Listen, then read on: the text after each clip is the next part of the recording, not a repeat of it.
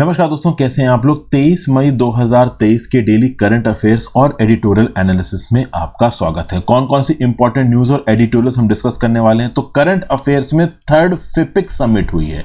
ये जो फिपिक समिट है ये है आपकी forum for India Pacific island corporation. इसके लिए रिसेंटली पप्पा न्यू गिनी गए थे हमारे प्रधानमंत्री नरेंद्र मोदी जी, जहां पे वहां के प्राइम मिनिस्टर ने इनके पैर छुए।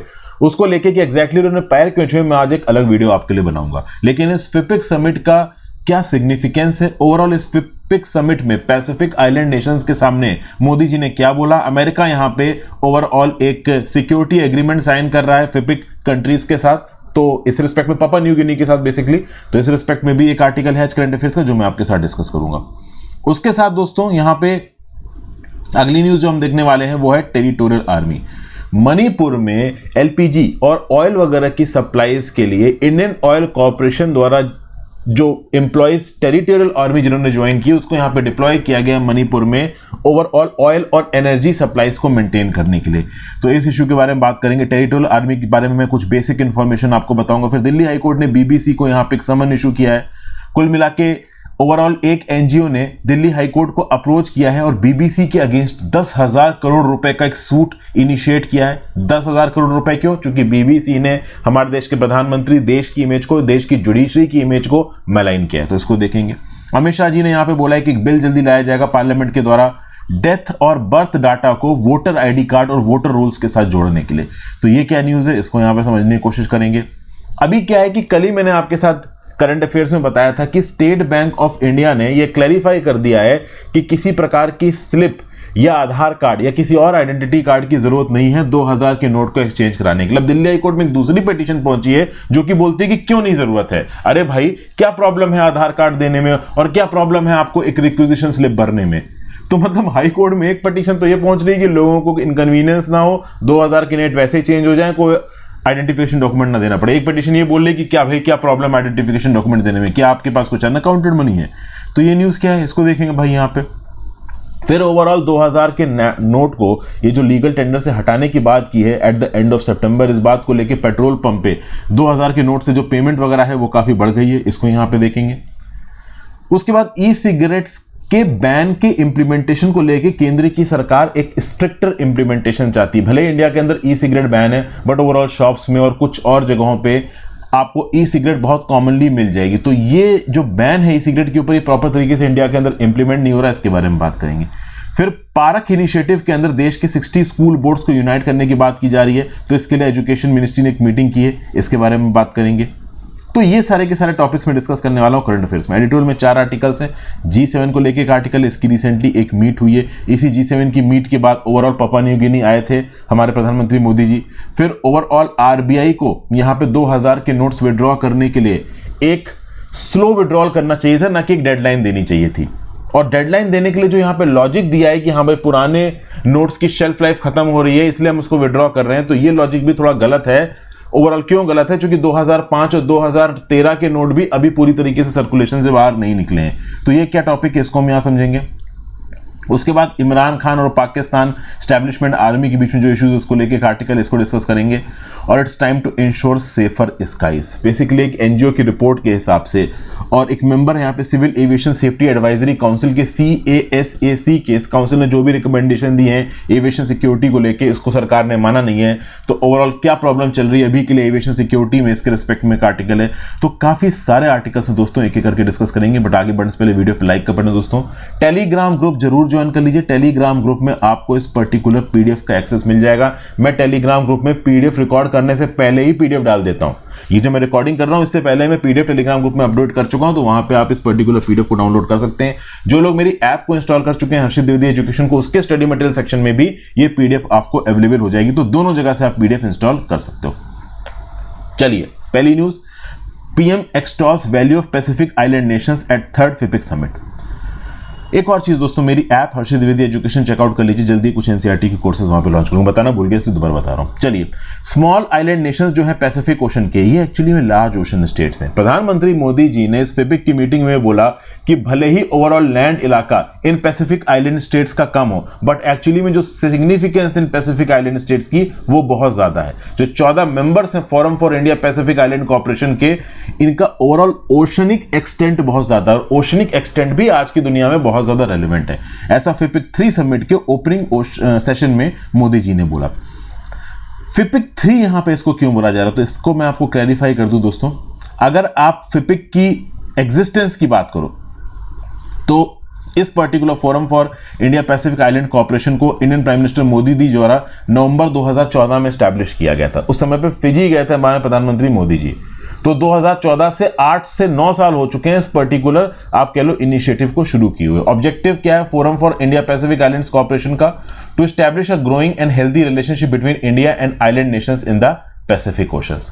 तो ओवरऑल इन आइलैंड नेशंस के जो लीडर्स हैं वो मोदी जी के साथ मिले। फिपिक अनाउंस किया गया था 2014 में, उसके बाद सेटिंग मीटिंग हुई 2015 में, और उसके बाद अब मीटिंग हो रही है 2023 में। इसके लिए इसको फिपिक 3 कहा जा रहा है।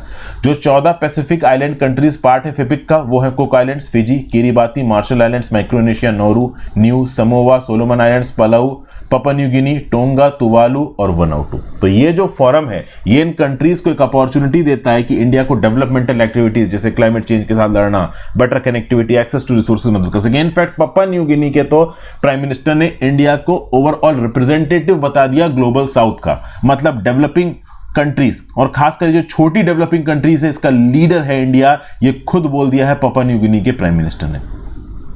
तो यहां पे मोदी जी बोल रहे हैं कि इंडिया पूरी कोशिश करेगा कि जो पैसिफिक कंट्रीज हैं इनको हर प्रकार से मदद की जाए, चाहे फिर वो क्लाइमेट चेंज हो, नेचुरल कैलामिटीज हो, पॉवर्टी हो या फेमिन हो। इनकी supply chains of food, fuel, fertilizer और फार्मा को भी हम इंश्योर करेंगे।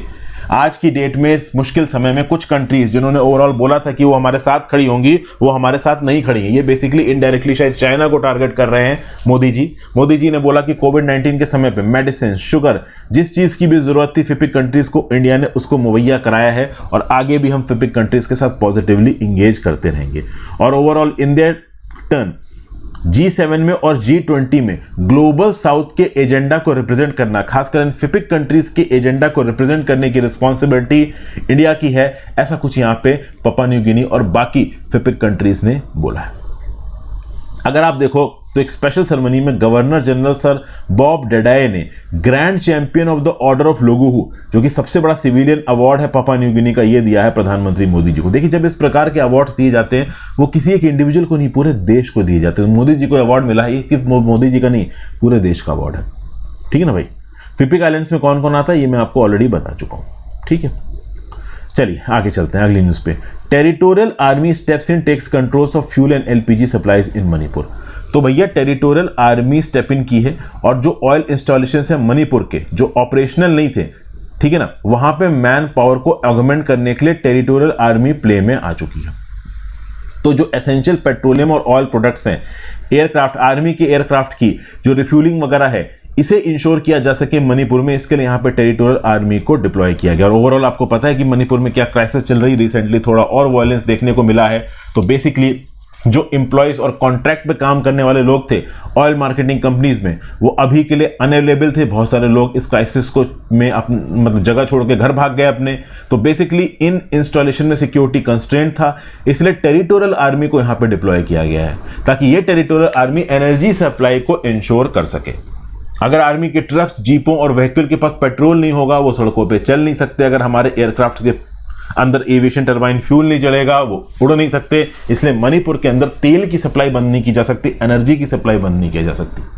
ओके, तो चूंकि ओवरऑल एनर्जी इंस्टॉलेशंस में काम करने वाले लोग भाग गए थे, इसलिए ये एनर्जी इंस्टॉलेशन शट डाउन हो गए थे टेम्परेरली। तो इनको फिर से ओपन किया गया है टेरिटोरियल आर्मी को डिप्लॉय करके 3 वाइटल ऑयल इंस्टॉलेशंस में, जो कि मणिपुर की लाइफलाइन है। ये कौन से इंस्टॉलेशंस की बात हो रही? इम्फाल एविएशन फ्यूलिंग स्टेशन, फिर मलोम बल्क ऑयल बलोम बल्क ऑयल डिपोट, और फिर Sekmai LPG liquefied petroleum gas bottling plant. यहां पे जो टेरिटोरियल आर्मी की टुकड़ी डिप्लॉय की गई है इसका नाम है 414 army service corps battalion marketing. ये एक ऐसी बटालियन है जिसको 1983 में रेस किया गया था to handle both internal and external emergency. ये एफिलिएटेड है मार्केटिंग डिवीजन किसकी, इंडियन ऑयल कॉर्पोरेशन की। और यहां पे जो लोग डिप्लॉय किए गए उनको ठीक ठाक ट्रेनिंग भी दी गई है। तो ऑयल और एनर्जी सप्लाईज के काम में इन टेरिटोरियल आर्मी के लोगों के पास ट्रेनिंग है और उनके पास बेसिक कॉम्बैट की भी ट्रेनिंग है। तो कल की डेट में इन इंस्टॉलेशंस के ऊपर कोई अटैक होता है तो ये टेरिटोरियल आर्मी के लोग उसको रिपल्स कर सकते हैं। ठीक है ना भाई। तो इन एम्प्लॉयज को ट्रेन किया गया इंडियन आर्मी के द्वारा और इंडियन ऑयल कॉर्पोरेशन के द्वारा ताकि ये इंपॉर्टेंट ऑयल इंस्टॉलेशंस को ओवरऑल प्रोटेक्ट कर सकें। तो अभी के लिए जो भी ऑयल और एनर्जी डिपोज हैं ये पुरानी लेवल ऑफ एफिशिएंसी पे फंक्शन कर रहे हैं। दिन के बेसिस पे जो 400 टैंक ट्रक से इनको डिप्लॉय किया जा रहा है मणिपुर के अलग अलग पेट्रोल पंप्स में ताकि वहां पे तेल की कमी ना हो।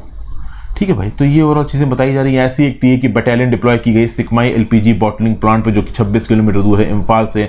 8000 से 10,000 सिलेंडर्स डेली की बेसिस पे डिस्पैच किए जा रहे हैं। आगे आने वाले समय में एलपीजी सिलेंडर्स को लोगों के घर तक भी पहुंचाया जाएगा क्योंकि घरों में एलपीजी सिलेंडर तो चाहिए ना भाई, लोग खाना वगैरह कैसे बनाएंगे। तो टेरिटोरियल आर्मी का इंपॉर्टेंट रोल आपको यहां पता चल रहा है। फैक्ट्स देख लेते हैं टेरिटोरियल आर्मी के बारे में। इंडिया के पहले गवर्नर जनरल श्री राजगोपालाचारी साहब ने फॉर्मली इनॉग्रेट किया था इंडियन टेरिटोरियल आर्मी को 9 अक्टूबर 1949 में। ये एक ऐसा ऑर्गेनाइजेशन है जहां पे वॉलंटियर्स छोटे पीरियड के लिए ट्रेनिंग करके ओवरऑल एक लिमिटेड टाइम पीरियड अपनी सर्विस का इस टेरिटोरियल आर्मी में गुजारते हैं। इनको टेरियर्स भी बोला जाता है। रेगुलर आर्मी के बाद second line of national defence है टेरिटोरियल आर्मी। 18 से 42 साल का एक इंडियन इस टेरिटोरियल आर्मी में अपने आप को इनरोल कर सकता है बशर्ते वो एक रिटन टेस्ट क्वालिफाई करे, इंटरव्यू, मेडिकल एग्जामिनेशन और नेसेसरी ट्रेनिंग को क्लियर करें। तो ये रेगुलर आर्मी का पार्ट ही है। अगर आप देखो तो रेगुलर आर्मी को स्टैटिक ड्यूटीज और सिविल एडमिनिस्ट्रेशन में इन्वॉल्व करने के बजाय टेरिटोरियल आर्मी को डिप्लॉय किया जा सकता है। नेचुरल कैलेमिटीज और एसेंशियल सर्विसेज की मेंटेनेंस में भी टेरिटोरियल आर्मी को डिप्लॉय किया जा सकता है। जैसे यहाँ पे एनर्जी सप्लाईज के इंस्टॉलेशन में डिप्लॉय करना मतलब एसेंशियल सर्विसेज की मेंटेनेंस के लिए ही यहाँ पे टेरिटोरियल आर्मी को डिप्लॉय किया गया है। और अगर किसी ऑयल इंस्टॉलेशन के ऊपर अटैक हो जाता है ओवरऑल कुछ अनसोशल एलिमेंट्स का तो उस केस में भी टेरिटोरियल आर्मी की रिस्पॉन्सिबिलिटी बैठेगी उस पर्टिकुलर एनर्जी इंस्टॉलेशन को प्रोटेक्ट करने की। ये डिफेंस मिनिस्ट्री के अंदर आता है टेरिटोरियल आर्मी। आगे चलते हैं। Will bring bill to link death and birth data with voter rolls. Amit Shah साहब ने यहाँ पे बोला, यूनियन होम मिनिस्टर साहब ने यहाँ पे बोला है कि भैया बर्थ और डेथ का रजिस्ट्रेशन बहुत जरूरी है और इसको सिटीजन रजिस्टर के साथ जोड़ना बहुत जरूरी है। तो एक बिल जल्दी लाया जाएगा जिसके द्वारा बर्थ को और डेथ को इलेक्टोरल रोल्स के साथ लिंक किया जाएगा। ठीक है ना। और अगले पार्लियामेंट सेशन में इस पर्टिकुलर बिल को इंट्रोड्यूस किया जाएगा। तो अभी नई सेंसस बिल्डिंग को इनॉग्रेट करते वक्त होम मिनिस्टर अमित शाह ने ये अनाउंसमेंट किया है। तो अमित शाह साहब ने ये बोला है कि जैसे ही ओवरऑल किसी पर्टिकुलर इंडिविजुअल की मृत्यु होती है तो उस केस में ओवरऑल जो सेंसस रजिस्ट्रार है वो फैमिली को एक नोटिस भेजेगा और उस फैमिली से पूछेगा कि क्या भाई आपके यहाँ किसी की मृत्यु हुई है। अगर वो फैमिली ऑब्जेक्ट करती है तो वेरीफाई किया जाएगा। अगर वो फैमिली क्लैरिफाई कर देती है कि हाँ भाई इस पर्टिकुलर इंडिविजुअल की मृत्यु हुई है तो उस पर्टिकुलर इंडिविजुअल का नाम इलेक्टोरल रोल से हटा दिया जाएगा। At the same point of time birth के बेसिस पे सारी अथॉरिटीज को ये इंस्ट्रक्ट किया गया कि जैसे एक इंडिविजुअल 18 साल का होता है डिफॉल्ट मोड में उसको वोटर आईडी कार्ड इशू हो जाना चाहिए ताकि वो अपने वोट डालने के एक्सरसाइज को आप कह लो एग्जीक्यूट कर सके। यहाँ पे जरूरी नहीं है कि वो इंडिविजुअल अप्लाई करेगा तो ही आप उसको वोटिंग आईडी कार्ड दोगे। फिर सैंपल रजिस्ट्रेशन सिस्टम को भी अपग्रेड किया गया है। ये एक मोबाइल एप्लीकेशन सिस्टम है। तो बेसिकली सैंपल रजिस्ट्रेशन सिस्टम एक लार्ज स्केल डेमोग्राफिक सर्वे है जिसको हर साल कंडक्ट किया जाता है रजिस्ट्रार जनरल ऑफ इंडिया के द्वारा to estimate the birth rate, death rate and other fertility and mortality indicators. ठीक है। फिर भैया हाई कोर्ट में एक प्लिया पहुंची है। वो प्लिया ये बोलती है कि 2000 के नोट को बिना प्रूफ के क्यों एक्सचेंज किया जा रहा है। अभी रिसेंटली देखिए दोस्तों 2000 रुपए की जो करेंसी नोट्स हैं उनको सर्कुलेशन से हटाए जाने की बात की जा रही है, ये आपको पता है। अब आरबीआई ने रिसेंटली एक सर्कुलर भी निकाला। देखिए क्या हुआ था कि स्टेट बैंक ऑफ इंडिया ने 20 मई को क्लैरिफाई कर दिया अपने सारे चीफ जनरल मैनेजर्स को लोकल हेड ऑफिसेज में कि 2000 के नोटों को जो आप एक्सचेंज कर रहे हो ना 20,000 रुपए तक एक टाइम पे, इसमें किसी भी रिक्विजिशन स्लिप की जरूरत नहीं है डिपॉजिटर से, ना ही डिपॉजिटर की किसी आइडेंटिटी कार्ड, आधार कार्ड या वोटर आईडी कार्ड की जरूरत है। ठीक है।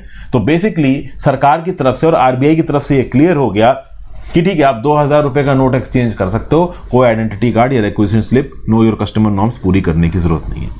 अब यहां पे इस बात को लेके एक इंडिविजुअल एडवोकेट हैं अश्विनी कुमार उपाध्याय साहब, उन्होंने पिटीशन दायर की किसमें, दिल्ली हाई कोर्ट में। इन्होंने ये बोला कि भाई क्यों लोग यहां पे अपना स्लिप नहीं देना चाहते, अपना आइडेंटिटी कार्ड नहीं देना चाहते, क्यों वो अपना नो योर कस्टमर नॉर्म नहीं फुलफिल करना चाहते। अगर आप देखो तो 2000 की डिनोमिनेशन की जितने भी नोट हैं, ओके, वो मार्च 2017 से पहले इशू हैं। 89% of the 2000 rupees bank notes March 2017 से पहले इशू हैं। तो उनकी जो लाइफ स्पैन है 4 से 5 साल की, वो ऑलमोस्ट यहां पे खत्म हो रही है। अभी के लिए अगर आप देखो तो आरबीआई के डाटा के हिसाब से 31 मार्च 2018 को 6.73 लाख करोड़ के 6.73 लाख करोड़ के 2000 के नोट्स मार्केट में सर्कुलेट कर रहे थे। ये नंबर आ चुका है 3.62 लाख करोड़ तक 31 मार्च 2023 को। तब जब ऑलरेडी 2000 के नोट्स जो कि इकोनॉमी में सर्कुलेट हो रहे हैं वो कम हो चुके हैं और ये 2000 नोट्स भी ग्रेजुअली विड्रॉ हो रहे हैं इकोनॉमी से, तो नो योर कस्टमर नॉर्म्स को फुलफिल करने में लोगों को क्या परेशानी है? क्यों लोग एक रिक्वेजिशन स्लिप नहीं भर सकते? क्यों लोग अपना आधार आइडेंटिटी कार्ड नहीं दे सकते? क्यों हम इस बात को इंश्योर नहीं कर सकते कि ये 2000 का नोट केवल उस इंडिविजुअल के अकाउंट में जमा हो जिसके पास ये पर्टिकुलर पैसा था? इससे कुछ तो आइडिया लगेगा कि पैसा था किसका। चूंकि अगर आप देखो तो जो लोग करप्शन करते हैं, जिनके पास बहुत ज्यादा पैसा है, उन्होंने अपने बैंक लॉकरों में या तो पैसा दबा के रख रखा है, या फिर बड़े बड़े सेपरेटिस्ट, टेररिस्ट, मॉइस्ट और ड्रग स्मगलर्स, माइनिंग माफियाज और करप्ट लोगों ने ये 2000 के नोट दबा के रख रखे हैं। तो इस प्रकार के लोग ओवरऑल बिना किसी कंप्लायंस के किसी के भी अकाउंट में पैसा जमा करा के अपने 2000 रुपए की ब्लैक मनी को प्रोटेक्ट कर लेंगे। तो क्यों ना इससे नो योर कस्टमर नाम्स फुलफिल करवाया जाए। ऐसी एक पिटीशन दिल्ली हाईकोर्ट में गई है। लेट्स सी दिल्ली हाईकोर्ट क्या बोलती है। अब एक और न्यूज निकल के आ रही है कि यहां पे जब से 2000 के नोटों को विड्रॉ करने की बात की गई, तब से पेट्रोल पंप के ऊपर 2000 नोट्स की जो पेमेंट थी वो काफी बढ़ गई है। ठीक है ना। क्या बोला जा रहा है यहां पे कि cash purchase of fuel at petrol pumps using 2000 notes has spiked to almost 90% of the daily sales as buyers rush to tender the withdrawn currency notes. तो अभी क्या हो रहा है कि कोई मान लो अपनी बाइक लेके पेट्रोल पंप पे गया, 200 रुपए का पेट्रोल डलाया और 2000 का नोट दे दिया और एक्सपेक्ट किया कि 1800 रुपए उसको वापस मिल जाए। तो पेट्रोल पंप डीलर का बोलना था कि 19 मई को जब अनाउंसमेंट आया था उससे पहले केवल 10% जो पेमेंट होती थी वो 2000 के नोटों में होती थी। अब 90% पेमेंट पेट्रोल पंप पे 2000 के नोटों में हो रही। तो पेट्रोल पंप के पास भी तो लिमिटेड पैसे हैं वापस करने के लिए। अब एकदम से आप 200 रुपए का पेट्रोल भराने के लिए हर आदमी 90% आदमी यहां पे 2000 का नोट देने लगेगा, तो पेट्रोल पंप वाला भी बोलेगा कि भाई मेरे पास वापस करने के लिए 1800 रुपए नहीं है। जब 500 और 1000 के नोटों का डिमोनेटाइजेशन हुआ था 2016 में, उस समय पे भी अगर आप देखो तो पेट्रोल पंप पे लाइन लग गई थी। तो बाद में पेट्रोल पंप पे 500 और 1000 पुराने नोट में पेमेंट एक्सेप्ट करने से मना कर दिया गया था। अभी के लिए ये फिर से 2000 के नोटों में देखने को मिल रहा है। हालांकि इस बार के जो 2000 के नोट हैं ये लीगल टेंडर अभी हैं। 500 और 1000 के तो लीगल टेंडर ही नहीं रहते, लेकिन अभी के 2000 के नोट लीगल टेंडर हैं। लेट्स सी इसमें क्या होता है। फिर दिल्ली हाईकोर्ट ने बीबीसी को यहां पे एक नोटिस इशू किया है इनकी डॉक्यूमेंट्री को लेके।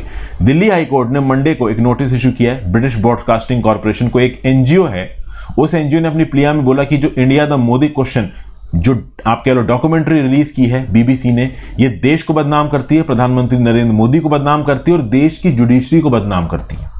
तो जो नेशनल ब्रॉडकास्टर है यूके का बीबीसी और इसकी जो सब्सिडरी है बीबीसी इंडिया, इन दोनों को ही यहां पे घसीटा गया है एनजीओ जस्टिस ऑन ट्रायल के द्वारा और इनसे ओवरऑल मांगा गया है 10,000 करोड़ रुपए का जुर्माना। ठीक है, ये 10,000 करोड़ रुपए का जुर्माना क्यों मांगा जा रहा है बीबीसी से? क्योंकि इसने लॉस ऑफ रेपुटेशन किया है और गुडविल किया है। इंडिया की रेपुटेशन यहां पे लूज हुई है, प्रधानमंत्री की लोकेशन यूज हुई है, गवर्नमेंट ऑफ इंडिया की रेपुटेशन लूज हुई है, government of the state of Gujarat की रेपुटेशन यहां पे लूज हुई है और ओवरऑल इंडिया की as a whole country reputation यहां पे लूज हुई। आपने इंडियन जुडिशरी की रेपुटेशन को भी यहां पे नुकसान पहुंचाया। मिनिस्ट्री ऑफ एक्सटर्नल अफेयर्स साफ साफ इस डॉक्यूमेंट्री को एक प्रोपोगेंडा पीस बोल चुका है। ठीक है, और बीबीसी, विकिपीडिया और इंटरनेट आर्काइव्स को दिल्ली की हाई कोर्ट ने समन भी इशू किए हैं कि ओवरऑल ये जो डेफेमेशन सूट आपके अगेंस्ट आया है इसके रिस्पेक्ट में आप अपना रिस्पॉन्स सबमिट करिए। अब बीबीसी यहां पे क्या रिस्पॉन्स सबमिट करता है वो तो आगे आने वाले समय में पता चलेगा। फिर केंद्र की सरकार यहां पे बोल रही है कि ई सिगरेट के इंप्लीमेंटेशन, मतलब ई सिगरेट के बैन के इंप्लीमेंटेशन को प्रॉपर तरीके से इंडिया में एग्जीक्यूट करना है, वो हो नहीं पा रहा है। आज की डेट में ऑनलाइन आराम से ई सिगरेट्स बिक रही, टोबैको शॉप्स के ऊपर ई सिगरेट्स बिक रही है। तो यूनियन हेल्थ मिनिस्ट्री ने बोला है कि जब ऑलरेडी ई सिगरेट्स के ऊपर बैन है तो प्रॉपर तरीके से इस पर्टिकुलर एक्ट को इंप्लीमेंट करो। बैन किसके थ्रू है? तो prohibition of electronic cigarettes production, manufacture, import, export, transport, sale, distribution, storage and advertisement act, जो कि 2019 में प्ले में आया था। इस पर्टिकुलर एक्ट के थ्रू जितने भी overall producers, manufacturers, importers, exporters, distributors, advertisers, transporters, courier, social media, shopping, website, shopkeepers, retailers, ये सब जो प्रोड्यूस करते हैं, मैन्युफैक्चर करते हैं, इंपोर्ट करते हैं, एक्सपोर्ट करते हैं, ट्रांसपोर्ट करते हैं, डिस्ट्रीब्यूट करते हैं या स्टोर करते हैं ई सिगरेट को, ये नहीं कर सकते। किसी भी प्रकार से ई सिगरेट्स का एडवर्टीजमेंट भी नहीं हो सकता। इंडिया के अंदर ई सिगरेट्स बैन है, बट बड़े आराम से इंडिया में सिगरेट्स बिकती हैं दोस्तों।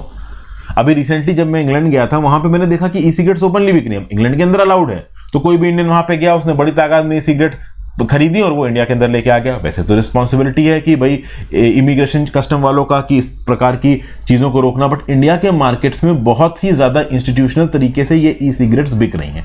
तो जब एक एक्ट के थ्रू प्रॉपरली ई सिगरेट्स का सेल इंडिया के अंदर बैन है, तो ओवरऑल कैसे इतनी आराम से सिगरेट्स बिक रही हैं? तो बेसिकली इसकी वजह है वीक इन्फोर्समेंट। बिनोय मैथ्यू जो कि मैनेजर है वॉलंटरी हेल्थ एसोसिएशन की, उनका यह बोलना है कि बेसिकली ई सिगरेट्स का बैन लगाया गया था यंगर जनरेशन को एक new form of toxic addiction से बचाने के लिए, लेकिन इस समय पे मार्केट ई सिगरेट से पूरी तरीके से भरा हुआ है। चीप और unbranded Chinese made electronic e cigarette Indian market में बिक रही हैं। इनको रोकने की जरूरत है अर्जेंट बेसिस पे, ठीक है। फिर एजुकेशन मिनिस्ट्री ने यहाँ पे मीटिंग ली है परख पे। 60 स्कूल बोर्ड्स को यूनिफाइड करने की यहाँ पे बात की जा रही है। एजुकेशन मिनिस्ट्री ने रिसेंटली वर्कशॉप ऑर्गेनाइज करवाई नई दिल्ली में। एम क्या था? एम था unifying a network of 60 school examination boards of various state and union territories. तो अलग अलग राज्य और यूनियन टेरिटरीज के स्टेट बोर्ड एग्जामिनेशन को एक अम्ब्रेला के अंदर लेके आना। तो इस वर्कशॉप में school assessment examination practices and equivalence of boards के ऊपर बातचीत हुई। मेन जो कंपोनेंट था इस पर्टिकुलर प्लान का वो है परख, जिसको आप बोलते हो नेशनल असेसमेंट सेंटर। इसको बनाया गया है as an organisation under NCERT, national council for educational research and training. Parakh का काम यह है कि हमारे राज्यों और यूनियन टेरिटरीज, केंद्र शासित प्रदेशों में जितने भी स्कूल बोर्ड्स हैं, उनको एक कॉमन प्लेटफॉर्म पे लेके आया जाए, उनकी प्रैक्टिसेस को सिंक्रोनाइज किया जाए, ओवरऑल असेसमेंट की जो मेथोडोलॉजी है, जो स्टैंडर्ड्स हैं, उनको सिंक्रोनाइज किया जाए। तो एज अ फर्स्ट स्टेप ये जो वर्कशॉप है परफ की, it will act as a common platform for interaction of all stakeholders concerned in order to develop a holistic approach that ensures a fair assessment system which promotes equity in performance and equivalence in assessment of students. तो basically board के बीच में equivalence आना चाहिए।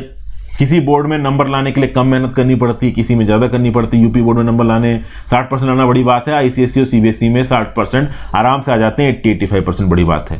तो obviously बात है, जब कैट जैसे एग्जामों में आप अप्लाई करते हो एमबीए के लिए, तो वहाँ पे आपके परसेंटेज ऑफ मार्क्स देखे जाते हैं। तो अगर बच्चा किसी ऐसे स्कूल बोर्ड का पढ़ा हुआ है जहाँ पे परसेंटेज लाने मुश्किल है, तो ऑटोमेटिकली वो उस पर्टिकुलर कैट के एग्जाम में डिसएडवांटेज पे चला जाएगा। तो जरूरी ये है कि यूनिफॉर्म एजुकेशन स्टैंडर्ड्स पूरे देश में सिमिलर नहीं, आइडेंटिकल नहीं, बट यूनिफॉर्म तो हो। कम से कम असेसमेंट की मेथोडोलॉजी, जो नंबर और जो सिलेबस आ रहा है अलग अलग बोर्ड्स में, वो थोड़ा तो एक दूसरे के साथ सिंक्रोनाइज हो। आइडेंटिकल तो नहीं हो सकता, क्योंकि अलग अलग राज्यों में सिलेबस थोड़ा वेरी करेगा रीजनल डाइवर्सिटी के हिसाब से, बट एटलीस्ट असेसमेंट में तो सिंक्रोनाइजेशन लाइए। यही कोशिश की जा रही है इस परख प्लेटफॉर्म के थ्रू, ठीक है ना।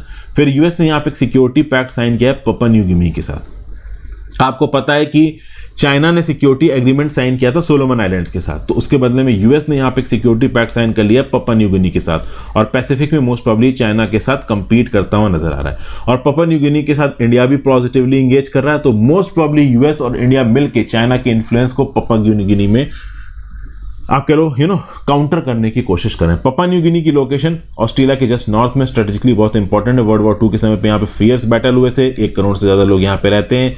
Most popular Pacific island nation है। इसको लेके अब इस ऊपर भी फिपिक को लेके मैंने न्यूज डिस्कस की है। तो यूएस के स्टेट डिपार्टमेंट ने बोला कि इस पर्टिकुलर फ्रेमवर्क एग्रीमेंट के हम सिक्योरिटी कॉर्पोरेशन बढ़ाएंगे पापुआ न्यू गिनी का, पापुआ न्यू गिनी की डिफेंस फोर्सेस को ताकत देंगे, रीजनल स्टेबिलिटी बढ़ाएंगे, पापुआ न्यू गिनी के साथ मिलकर इसकी सिक्योरिटी, स्टेबिलिटी एंड सेफ्टी को इंश्योर करेंगे, वगैरह वगैरह। हालांकि पापुआ न्यू गिनी की जो जनता है वो थोड़ी नाराज है। उनका ये बोलना है कि इस प्रकार के सिक्योरिटी एग्रीमेंट से इस आइलैंड का मिलिटराइजेशन बढ़ेगा, और मिलिटराइजेशन सही नहीं है। फिर आ जाते हैं भाई एडिटोरियल एनालिसिस पे। एडिटोरियल एनालिसिस का पहला आर्टिकल G7।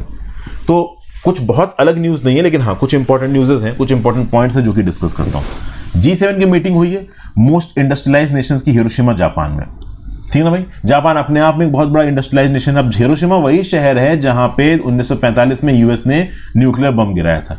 तो इस एटॉमिक बॉम्बिंग की जगह पे ही पहुंचे हैं US president Joe Biden. He is the only second sitting American president to visit Hiroshima. तो ये पॉजिटिव मैसेज है ओवरऑल इंटरनेशनल कम्युनिटी के लिए। यूक्रेन के प्रेसिडेंट व्लादिमीर ज़ेलेंस्की भी वहां पर पहुंच गए, ठीक है। अब कहीं ना कहीं व्लादिमीर ज़ेलेंस्की पहुंचे और G7 कंट्रीज कंबाइंडली रशिया को क्रिटिसाइज करती हैं, तो ओवरऑल एक एंटी रशिया प्रोपेगेंडा यहां पे चलाया गया। लेकिन कुछ और कंट्रीज भी यहां पे इन्वॉल्व थी जो कि रशिया को सीधे सीधे काउंटर नहीं करती हैं और ओवरऑल ग्लोबल इंगेजमेंट की बात करती हैं। जैसे for example India, Brazil, Indonesia और वियतनाम को भी यहाँ पे इनवाइट किया गया। तो इन कंट्रीज ने सीधे सीधे रशिया के बारे में नहीं बोला, ओवरऑल ग्लोबल साउथ के व्यू पॉइंट को बताने की कोशिश की। तो कुल मिला के आज की डेट में G7 ग्रुपिंग का जो स्टेटमेंट, कंबाइंड स्टेटमेंट एंड में निकल के आया, वो काफी हद तक पोलराइज था। अलग अलग गुट, अलग अलग फेवर्स की बात कर रहे थे। तो G7 कंट्रीज को आज की डेट में समझना पड़ेगा कि भले ही आपके पास दुनिया की 50% से ज्यादा दौलत है, भले ही आपके पास इस समय पे दुनिया की 33% लगभग जीडीपी है, 10% दुनिया की पॉपुलेशन है, लेकिन आप फिर भी पूरी तरीके से दुनिया के व्यू पॉइंट को रिप्रेजेंट नहीं करते। तो G7 को और इंक्लूसिव बनाने की जरूरत है। G7 में जो हेवीली इंडस्ट्रियलाइज्ड नेशन है, वो जो अपना एजेंडा चल रहे हैं, उस एजेंडा में बाकी कंट्रीज के इंटरेस्ट को भी इंक्लूड करने की जरूरत है। खास बात दोस्तों ये है कि G7 एक इकोनॉमिक ग्रुप है और इस इकोनॉमिक ग्रुप में चाइना, इंडिया जैसी कंट्रीज नहीं है, जो आज की डेट में दुनिया की one of the biggest economies भी हैं और फास्टेस्ट ग्रोइंग जीडीपीज हैं। उसके बावजूद भी चाइना, इंडिया G7 का मेंबर नहीं है, तो इससे खुद G7 की इंपॉर्टेंस यहां पे कम हो जाती है। चाइना तो G7 का जल्दी मेंबर बन नहीं पाएगा, लेकिन इंडिया को जरूर G7 के साथ इंगेज किया जा रहा था। रशिया के एनेक्सेशन को लेकर, रशिया यूक्रेन वॉर को लेकर रशिया को क्रिटिसाइज जरूर किया गया, लेकिन वॉर को रोकने का और पीस बिल्डिंग की यहां पे कोई भी बातचीत नहीं हुई। तो G7 के इस पर्टिकुलर मैकेनिज्म में ग्लोबल कॉपरेशन दिखाने की कोशिश जरूर की जा रही है, बट एक्चुअली में ग्लोबल कॉपरेशन दिख नहीं रहा है। ग्लोबल वार्मिंग और ग्रीन हाउस गैस एमिशंस के रिस्पेक्ट में ज्यादा बातचीत नहीं हुई। इस ग्लोबल वार्मिंग को रोकने के लिए किसी कंक्रीट मेजर्स के ऊपर प्रॉपर डिस्कशन नहीं हुआ। रशिया यूक्रेन वॉर में आप सिर्फ रशिया को क्रिटिसाइज ही करे जा रहे हो, पीस की और ओवरऑल किसी प्रकार की निगोशिएशन, सेटलमेंट की तरफ फोकस नहीं डाल रहे। तो ये सब चीजें ओवरऑल G7 की रेलेवेंस को कम कर रही हैं, इनको जल्दी से जल्दी एड्रेस करने की जरूरत है। फिर ओवरऑल यहाँ पे आरबीआई ने जो 2000 के नोट विड्रॉ करने वाला जो आपके लोग डिसीजन लिया है, इस डिसीजन के अंदर जो लॉजिक दिया जा रहा है, उस लॉजिक को यहाँ पे ऑथर क्वेश्चन कर रहा है। ऑथर ये बोल रहा है कि भाई देखो, ये जो 2000 रुपए की जो नोट यहाँ पे विड्रॉ किए गए हैं, विड्रॉ इन द सेंस कि अभी के लिए लीगल टेंडर है, आपको 30 सितंबर तक जमा कराने हैं। अब बात ये है कि जो ज्यादातर नोट हैं, ये नवंबर 2016 से मार्च 2017 के बीच में प्रिंट किए गए थे। अभी के लिए जितने भी सर्कुलेशन में 2000 के नोट है, 89% मार्च 2016 से मार्च 2017 के बीच में प्रिंट किए गए थे। तो चूंकि इनकी जो शेल्फ लाइफ 4 से 5 साल की होती है, ओवरऑल इनकी लाइफ ही खत्म हो रही है 2000 के नोटों की, इसलिए हम इनको यहां पे विड्रॉ कर रहे हैं। लेकिन ये लॉजिक प्रॉपर लॉजिक नहीं है। क्यों प्रॉपर लॉजिक नहीं है दोस्तों? क्योंकि देखिए, खास बात यहां पे ये बताई जा रही है कि अप्रैल 2014 में आरबीआई का डिसीजन आया था कि 2005 से पहले जो नोट प्रिंट हुए थे उनको ग्रेजुअली विड्रॉ किया जाएगा, लेकिन 2005 से पहले प्रिंटेड नोट आज भी लीगल टेंडर है। उसी प्रकार से अगर आप देखो तो 2013 से पहले जो 100 रुपए 50 रुपए के नोट इशू किए थे, उनको ग्रेजुअली विड्रॉ जरूर किया जा रहा है, बट आज भी वो लीगल टेंडर है। तो जो नोट 2005 से पहले इशू हुए थे, 2013 से पहले इशू हुए थे, वो आज की डेट में भी लीगल टेंडर हैं। उनके लिए एक फिक्स डेडलाइन नहीं रखी गई है उन्हें हटाने की सर्कुलेशन से। तो ये जो 2000 के नोट हैं, जो कि रिसेंटली 2016-17 में प्रिंट हुए हैं, इनको हटाने के लिए आप डेडलाइन सेट कर रहे हो, तो ऑब्वियस सी बात है पुरानी नोट है, इनकी शेल्फ लाइफ खत्म हो चुकी है। ये लॉजिक सेट बैठता तो नजर नहीं आता, चूंकि अगर ये लॉजिक होता तो 2005 और 2013 से पहले प्रिंटेड नोट्स को भी आप एक डेडलाइन के साथ हटाते। मोस्ट प्रॉब्ली लॉजिक यही होगा कि शायद सरकार को ऐसा लग रहा होगा कि बहुत ज्यादा फेक करेंसी इस समय पे सर्कुलेशन में है, तो इस फेक करेंसी को हटाने के लिए बहुत ही स्ट्रांग स्टेप की जरूरत है, और ये स्ट्रांग स्टेप इन 2000 नोट्स के सर्कुलेशन को विड्रॉ करके लिया गया। हालांकि लोगों के बीच में अफरा तफरी मची हुई है। इस अफरा तफरी के अंदर लोग पेट्रोल पंपों में जाके नोटों को चेंज वगैरह करा रहे हैं। ये न्यूज़ तो मैंने शुरू में भी इस लेक्चर के आपसे डिस्कस की है। चलिए आगे जाते हैं। Pakistan establishment has an Imran Khan problem. देखिए भाई, पाकिस्तान के अंदर केओस है। आउटस्टेड प्राइम मिनिस्टर जो चीफ है पाकिस्तान के तहरीक इंसाफ पार्टी के इमरान खान को 9 मई 2023 को भाई अगर आप देखो तो अरेस्ट किया गया। ठीक है, उसके बाद काफ़ी बवाल हुआ, तो सुप्रीम कोर्ट ने इनकी अरेस्ट को अनलॉफुल बताया। इस्लामाबाद हाई कोर्ट ने इनको 2 हफ्ते की बेल दे दी अल कादरी ट्रस्ट केस में। तो कुल मिला के जब पीटीआई के इमरान खान को अरेस्ट किया गया, उसके बाद जो इनकी स्टैब्लिशमेंट है, आर्मी की जो ऑफिशियल स्पोक्स पर्सन है इंटर सर्विसेज पब्लिक रिलेशंस, उसने ओवरऑल यहाँ पे बहुत से भाषण दिए, लोगों के कॉन्फिडेंस को जीतने की कोशिश की, लेकिन लोग सड़कों पे उतर आए थे। लोग इमरान खान के लिए लड़ रहे थे, और लोग यहाँ पे प्राइमरली मिलिट्री इंस्टॉलेशंस को टारगेट कर रहे थे। ठीक है, बेसिकली अगर आप देखो तो पीटीआई का जो रिस्पांस था, इस पीटीआई के रिस्पांस में पूरे देश में वायलेंस देखने को मिला। कराची से लेकर पेशावर तक वायलेंस देखने को मिला। कराची ईस्ट में आता है, पेशावर वेस्ट में आता है पाकिस्तान के, इसलिए पेशावर टू कराची यहाँ पे लिख रखा है। ठीक है। और ये कोई रैंडम अटैक नहीं था, कोई ऑर्गेनाइज नहीं अटैक था, बिल्कुल एकदम ही तुरंत लेवल पे लोग भड़क गए और सड़कों पे उतर आए। खास बात दोस्ती कि यहाँ पे लोगों का जो टारगेट था वो मिलिट्री इंस्टॉलेशन था। शहबाज शरीफ की सरकार को कम टारगेट कर रहे थे लोग मिलिट्री इंस्टॉलेशन को ज्यादा टारगेट कर रहे थे। जो कॉप्स कमांडर का रेजिडेंट था लाहौर में, जो फ्रंटियर कॉप्स हेडक्वार्टर्स थे लाहौर में, जो जनरल हेडक्वार्टर्स थे, इन सबको टारगेट किया गया। एंटी आर्मन स्लोगन्स उठाए गए, स्टोन पेल्टिंग हुई आर्मी के व्हीकल्स के ऊपर, और वायलेंस और रेज बहुत ज्यादा था। ठीक है भाई। तो बेसिकली ये जो पीटीआई का एंगर था और जो लोगों का एंगर था, ये आर्मी के अगेंस्ट ज्यादा था। और बहुत सिंपल बात है दोस्तों, यहां पे पहली बार पाकिस्तान के अंदर कोई एक ऐसा लीडर आया जिस लीडर ने ओपनली पाकिस्तान की आर्मी के अगेंस्ट अपनी आवाज उठाई। आज तक पाकिस्तान के अंदर कोई ऐसा सिविलियन लीडर नहीं खड़ा हुआ है जिसके अंदर हिम्मत हो आर्मी के अगेंस्ट ओपनली बोलने की। लेकिन यहां पे आर्मी के अगेंस्ट ओपनली बोला गया। पाकिस्तान की आर्मी एक्ट और ऑफिशियल सीक्रेट्स एक्ट के अंदर जो भी आर्मी के अगेंस्ट बोल रहा है उसके ऊपर एक्शन यहां पे इनिशिएट किया जा रहा है। आईएसपीआर के स्टेटमेंट ने इस बात 8 मई 2023 को ऑफिशियल की। बहुत सारे एलिगेशंस यहाँ पे जो लोगों द्वारा और इमरान खान द्वारा लगाए गए, इसको भी आर्मी यहाँ पे रिफ्यूट कर रही है। बट आर्मी को पता है कि लोग कहीं ना कहीं नाराज हैं, तो आर्मी भी अपने स्टांस को थोड़ा स्टेबल कर रही है, थोड़ा मेलो डाउन कर रही है। इस समय पे इमरान खान एक बहुत ही पॉपुलर लीडर बन के उभरे हैं पाकिस्तान के अंदर। ठीक है ना भाई। जब इनको अप्रैल 2022 में हटाया गया, उसके बाद से इनकी लाइफ पे एक असैसिनेशन अटेम्प्ट हो चुका है, लेकिन ये डर नहीं रहे। ओवरऑल ओपनली मतलब बिल्कुल बेखौफ से हो गए। एक बात तो तारीफ करनी पड़ेगी, इमरान खान को डराने की कोशिश की गई बट वो डरे नहीं। यहाँ पे आईएसआई को क्वेश्चन कर रहे हैं, आर्मी को क्वेश्चन कर रहे हैं। पाकिस्तान के अंदर किसी भी पॉलिटिकल सिविलियन लीडर के अंदर आज तक इतनी हिम्मत नहीं हुई, और अगर हुई है तो सीधे सीधे कूप हुआ है पाकिस्तान के अंदर। कई कूप्स हो चुके हैं पाकिस्तान के अंदर, इसके बारे में आपको यहाँ पे पता है। तो अब इस पर्टिकुलर इवेंट का क्या इंपैक्ट पड़ने वाला, देखिए जो शहबाज शरीफ की सरकार है, शायद लोग उससे इतना नाराज नहीं है। लोग सबसे ज्यादा नाराज है आर्मी से, और आर्मी एस्टेब्लिशमेंट के जो फेवर में खड़ा हुआ नजर आएगा उससे लोग नाराज रहेंगे। अभी के लिए इमरान खान आर्मी के अगेंस्ट खड़े। मैं आपको बता दूं, जो इमरान खान ताकत में आए थे ना, आर्मी के सपोर्ट से ही आए थे। आज की डेट में इमरान खान आर्मी के अगेंस्ट हो चुके हैं, तो लोग आर्मी के अगेंस्ट और इमरान खान के फेवर में बढ़े हैं। आगे आने वाले समय में पीएमएलएन पार्टी आगे बढ़ेगी, पीटीआई पार्टी आगे बढ़ेगी, पाकिस्तान डेमोक्रेटिक मूवमेंट पीडीएम आगे बढ़ेगी, ये हम कह नहीं सकते। लोगों का गुस्सा इट इज अगेंस्ट आर्मी। ये आर्मी के अगेंस्ट लोगों का गुस्सा एक्चुअली में लॉन्ग टर्म में इमरान खान के लिए पॉलिटिकल गेन लेके आएगा, या फिर लोग यहां पे सिर्फ एक सिविलियन सरकार, एक जेन्युइन सिविलियन सरकार लाने की कोशिश कर रहे हैं। Only time will tell. सबसे पहले तो आर्मी अपना कंट्रोल छोड़ेगी, इस बात को लेके यहां पे डाउट। अगर छोड़ती भी है तो किस प्रकार की डेमोक्रेसी पाकिस्तान के अंदर आएगी, ओनली टाइम कैन टेल। फिर भैया यहां पे सेफ स्काइज को लेके एक आर्टिकल है। ओवरऑल एयरलाइन और एविएशन सिक्योरिटी को लेके यहां पे बात की जा रही है। इस आर्टिकल को लिखा है कैप्टन मोहन रंगनाथन साहब ने। ये फॉर्मर मेंबर है civil aviation safety and advisory council के।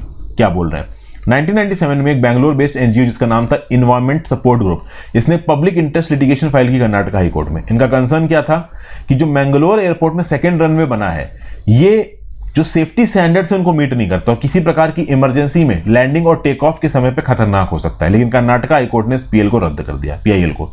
फिर एक नई पीआईएल 2002 में फाइल की इसी पर्टिकुलर एनजीओ ने, और इस एनजीओ ने फिर से वार्न किया कि जो इनएविटेबल कंसिक्वेंसेस हैं वो ये हैं कि ओवरऑल इस मैंगलोर रनवे के हिल साइड से 80 से 100 मीटर की ऊंचाई से प्लेन नीचे की तरफ गिर सकता है और काफी नुकसान पहुंच सकता है। लेकिन सुप्रीम कोर्ट ने भी ओवरऑल यहां पे इस पीआईएल पे कोई एक्शन नहीं लिया, इंटरफेयर नहीं किया, बोल दिया कि ये काम सरकार का है। ठीक है। और अगर आप देखो इन जब सजेशंस पे, ओवरऑल इन रिपोर्ट्स पे जब एक्ट नहीं किया गया, जुडिशरी ने भी एक्ट करने से मना कर दिया। फाइनली आप देखते हो 22 मई 2010 को AIE 812 क्रैश करता है मैंगलोर में, 158 लोग की जान चली जाती है, और हिल साइड से प्लेन यहां पे नीचे की तरफ गिर गया। टेबल टॉप रनवे था। इसी चीज को पॉइंट आउट किया था एनजीओ ने अपनी रिपोर्ट में जुडिशियल फोरम में, लेकिन किसी ने भी एनजीओ की बात यहां पे सुनी नहीं।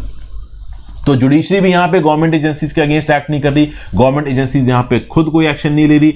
जब भी इस प्रकार का कोई एयरक्राफ्ट का क्रैश होता है तो सबसे पहले आसान क्या होता है कि पायलट के ऊपर रिस्पॉन्सिबिलिटी ठोक दो। पायलट की ज्यादातर इंसिडेंट्स में जान चली जाती है, तो पूरा का पूरा ब्लेम यहां पे पायलट के ऊपर ठोक दिया जाता है।